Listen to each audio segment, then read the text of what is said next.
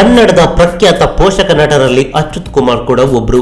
ತನ್ನ ಸರಳ ವ್ಯಕ್ತಿತ್ವ ಹಾಗೂ ಸುಂದರವಾದ ಅಭಿನಯದ ಮೂಲಕ ಕನ್ನಡ ಚಿತ್ರರಂಗದಲ್ಲಿ ಗುರುತಿಸಿಕೊಂಡವರು ಅಂದ್ರೆ ನಟ ಅಚ್ಯುತ್ ಕುಮಾರ್. ಇವರು ಮೂಲತಃ ತುಮಕೂರಿನ ತಿಪ್ಟೂರಿನವರು. ಆದರೆ ಎಷ್ಟೋ ಜನ ಇವರ ಭಾಷಾ ಶೈಲಿಗೆ ಹಾಗೂ ಕಥೆಯನ್ನು ಆಯ್ಕೆ ಮಾಡಿಕೊಳ್ಳುವ ರೀತಿಗೆ ಕರಾವಳಿ ಭಾಗದವರ ನೀವು ಅಂತ ಕೇಳಿದ್ದು ಉಂಟು. ತನ್ನ ಹುಟ್ಟೂರಿನಲ್ಲೇ ಎಲ್ಲ ವಿದ್ಯಾಭ್ಯಾಸವನ್ನು ಪೂರೈಸಿ ಕಲ್ಪತರು ಫಸ್ಟ್ ಏಡ್ ಕಾಲೇಜಿನಲ್ಲಿ ಪದವಿಯನ್ನು ಮುಗಿಸಿದ್ದಾರೆ. ಬಿಕಾಂ ಪದವಿಯನ್ನು ಪಡೆದರೂ ಇವರ ಮನಸ್ಸು ವಾಲಿದ್ದು ಮಾತ್ರ ರಂಗಭೂಮಿಯತ್ತ. ನೀನಾಸಂ ತಂಡವನ್ನು ಸೇರಿಕೊಂಡು ಅಭಿನಯವನ್ನು ಕಲಿತು ತಂಡದೊಂದಿಗೆ ಬಹುತೇಕ ಪ್ರದರ್ಶನವನ್ನು ಅಚ್ಯುತ್ ಕುಮಾರ್ ಅವರು ಪ್ರದರ್ಶಿಸಿದ್ದಾರೆ. ನಂತರ ತನ್ನದೇ ಆದ ಒಂದು ತಂಡವನ್ನು ಕಟ್ಟಿ 1 ದಶಕಗಳ ಕಾಲ ಆ ತಂಡವನ್ನು ಮುನ್ನಡೆಸಿದ ಕೀರ್ತಿಯು ಅಚ್ಯುತ್ ಅವರಿಗಿದೆ. ಸಿನಿಮಾ ರಂಗದಲ್ಲಿ ಪ್ರಜ್ವಲಿಸುತ್ತಿರುವ ಅಚ್ಯುತ್ ಅವರಿಗೆ ನೇರವಾಗಿ ಚಂದನವನದಲ್ಲಿ ಬಣ್ಣ ಹಚ್ಚುವ ಅವಕಾಶ ಸಿಗಲಿಲ್ಲ. ಅದು ಸುಮಾರು 2000 ಇಸವಿಯ ಕಾಲಘಟ್ಟ.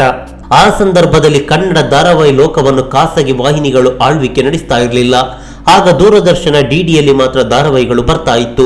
ಗಿರೀಶ್ ಕಾಸರವಳ್ಳಿಯವರ ಗೃಹಭಂಗ ಅನ್ನೋ ಧಾರಾವಾಹಿಯ ಮೂಲಕ ಅಚ್ಯುತ್ ಅವರು ಸೀರಿಯಲ್ ಲೋಕಕ್ಕೆ ಎಂಟ್ರಿ ಕೊಡ್ತಾರೆ. ಅದಾದ ಬಳಿಕ ಗುಪ್ತಗಾಮಿನಿ, ಪ್ರೀತಿ ಇಲ್ಲದ ಮೇಲೆ ಹೀಗೆ ಅನೇಕ ಧಾರಾವಾಹಿಗಳಲ್ಲಿ ಬಣ್ಣ ಹಚ್ತಾರೆ. ನಂತರ ಮೌನಿಯನ್ನು ಸಿನಿಮಾದ ಮೂಲಕ ಸಿನಿ ಪಯಣವನ್ನು ಆರಂಭಿಸ್ತಾರೆ. ಆದರೆ ಅಚ್ಯುತ್ ಅವರಿಗೆ ಬಿಗ್ ಹಿಟ್ ತಂದುಕೊಟ್ಟ ಚಿತ್ರ ಅಂದ್ರೆ ಅದು ಮೊಗ್ಗಿನ ಮನಸ್ಸು. ಟೀನೇಜ್ ಹುಡುಗಿಯ ತಂದೆಯ ಪಾತ್ರದಲ್ಲಿ ಕಾಣಿಸಿಕೊಂಡಿದ್ದ ಇವರು ಅಪಾರ ಜನಮನ್ನಣೆಗೆ ಪಾತ್ರವಾದ್ರು. ಆ ನಂತರ ಆ ದಿನಗಳು, ಜೋಶ್, ಮನಸಾರೆ, ಉಳಿದವರು ಕಂಡಂತೆ, ಲೂಸಿಯಾ, ಕಿರಿಕ್ ಪಾರ್ಟಿ, ದೃಶ್ಯ ಹೀಗೆ ಸಾಲು ಸಾಲು ಚಿತ್ರಗಳಲ್ಲಿ ಅಭಿನಯಿಸ್ತಾರೆ. ಅಚ್ಯುತ್ ಅವರು ಎಷ್ಟು ಬ್ಯುಸಿ ಅಂದ್ರೆ ವರ್ಷಕ್ಕೆ 15ರಿಂದ 20 ಚಿತ್ರಗಳು ಅವರ ಕೈಯಲ್ಲಿರುತ್ತೆ.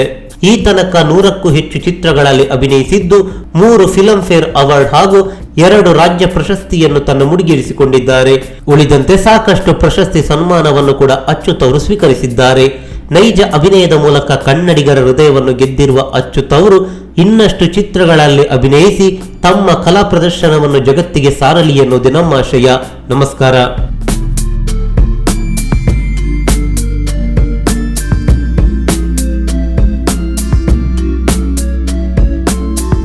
ಈ ಮಾಹಿತಿ ನಿಮಗೆ ಇಷ್ಟವಾಗಿದ್ರೆ ಲೈಕ್ ಮಾಡಿ, ಶೇರ್ ಮಾಡಿ, ಹಾಗೆ ನಮ್ಮ ಕೋಸ್ಟಲ್ ಕನ್ನಡ ಯೂಟ್ಯೂಬ್ ಚಾನಲ್ಗೆ ಸಬ್ಸ್ಕ್ರೈಬ್ ಮಾಡಿ. ನಮ್ಮ ಹೆಚ್ಚಿನ ಅಪ್ಡೇಟ್ಸ್ಗಳಿಗಾಗಿ ಕೋಸ್ಟಲ್ ನೆಟ್ವರ್ಕ್ ಇನ್ಸ್ಟಾಗ್ರಾಮ್ ಪೇಜ್ ಹಾಗೆ ಫೇಸ್ಬುಕ್ ಪೇಜ್ಗೆ ವಿಸಿಟ್ ಮಾಡಿ. ಧನ್ಯವಾದಗಳು.